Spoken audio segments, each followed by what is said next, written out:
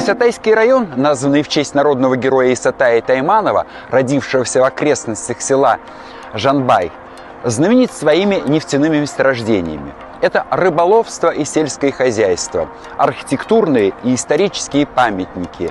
Но основная слава района – это, конечно, люди, которые или родились здесь, или бывали. Это и Исатай Тайманов, и Махамбет Утемисов, Макаш Правитель. Это Курмангазы и Дина. Это наши современники Фариза Онгарсынова и Зинеден Ата. И многие-многие другие.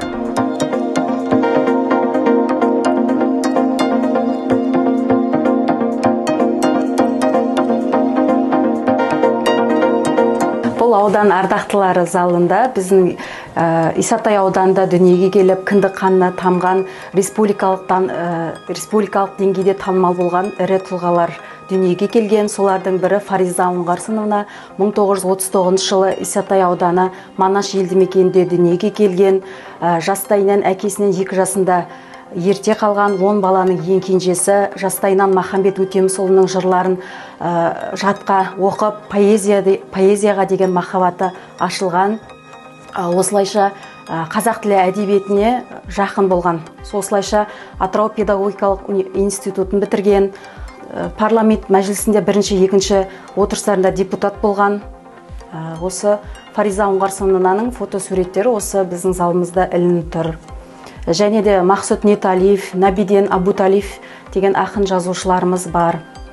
Және Хамид Ерғалиев, осы біздің Исатай ауданы шыққан ақын, журналист. Бұрынғы Новогат ауданы қазіргі Хамид Ерғалиев ауылымен аталады.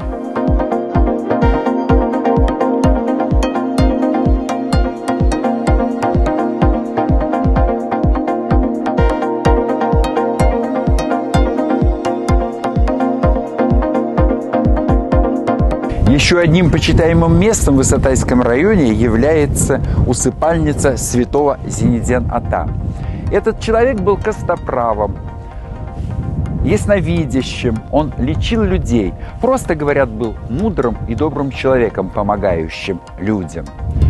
Кстати, его дар передался по наследству.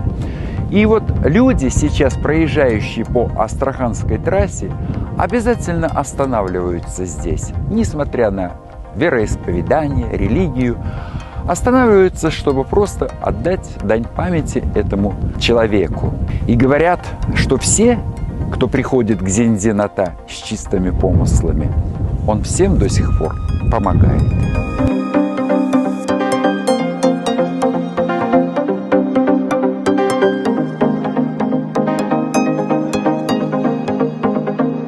Мен енді мынау жылына бір рет, 2 рет Зинеден Атаның басына келіп тұрам.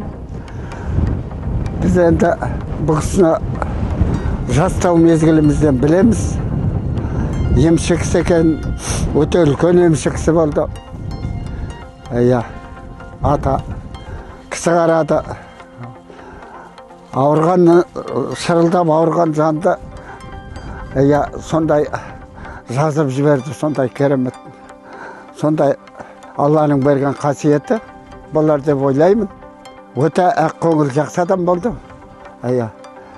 Ол енді кісіні таңдамайды.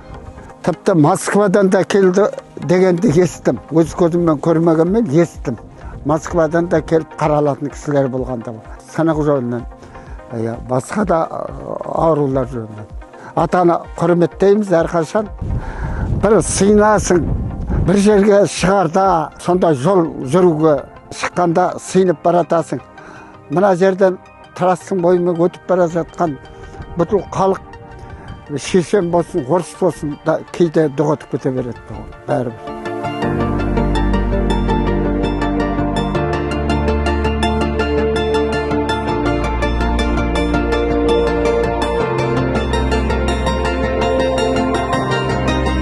Село Зинеден, названное именем святого Зинедена Ата, можно назвать сакральным местом для Исатайского района.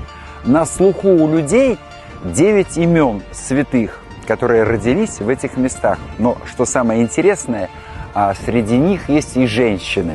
Акенже, Карлыгаш. То есть степная демократия позволяла женщинам очень многое.